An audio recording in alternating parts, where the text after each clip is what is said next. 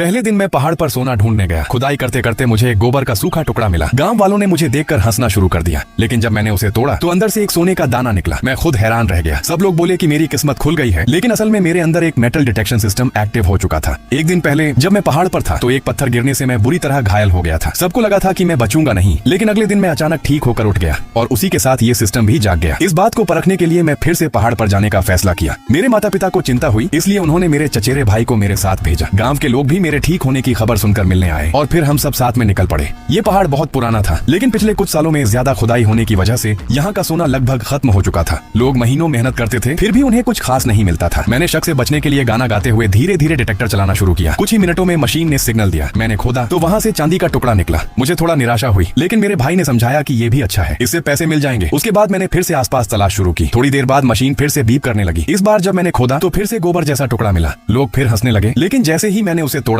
उसके अंदर से फिर एक सोने का दाना निकला। पड़ोसियों ने मुझे तुरंत वो सोना संभाल कर रखने को कहा, क्योंकि इस काम में सबसे बड़ा खतरा चोरी का होता है। दोपहर के बाद मैं अकेले एक छोटे से टीले पर चला गया। गांव वाले मेरा मजाक उड़ा रहे थे, क्योंकि वो जगह पहले फैक्ट्री का कचरा डालने की थी, लेकिन मैंने किसी की बात नहीं सुनी और खुदाई जारी रखी। इस बार किस्मत ने साथ दिया और मुझे एक साथ सोना और चांदी दोनों मिल गए। ये देखकर सब लोग हैरान रह गए। शाम होने लगी तो हम सब नीचे उतर गए और जो भी मिला था उसे बेचने का फैसला किया। पहाड़ के नीचे हर दिन व्यापारी आते थे जो ये सामान खरीदते थे। सबने अपना अपना सामान बेचा, किसी को थोड़ा मिला, किसी को ज्यादा। लेकिन जब मेरी बारी आई तो मैंने आधी बोतल भर सोना निकाल दिया। व्यापारी ने उसका वजन करके मुझे 14,000 रुपए दिए। ये देखकर सबके चेहरे उतर गए, क्योंकि मेरी एक दिन की कमाई उनकी कई महीनों की कमाई से ज्यादा थी। मैंने बिना कुछ सोचे सबको शहर ले जाकर दावत दी, लेकिन उसी समय गांव में मेरी कमाई की खबर आग की तरह फैल गई। पहले लोग कह रहे थे कि मुझे 10,000 मिले, फिर बात बढ़कर 50,000 तक पहुंच गई और आखिर में लोग मानने लगे कि मुझे लाखों का सोना मिला है। यहाँ तक कि मेरे अपने घर वाले भी शक करने लगे। मैंने सच बताया और अपने माता पिता और बहन को 4-4 हजार रुपए दे दिए, बाकी थोड़े पैसे अपने पास रखे। अगले दिन जब मैं उठा तो गांव के बहुत सारे लोग मेरे घर के बाहर खड़े थे।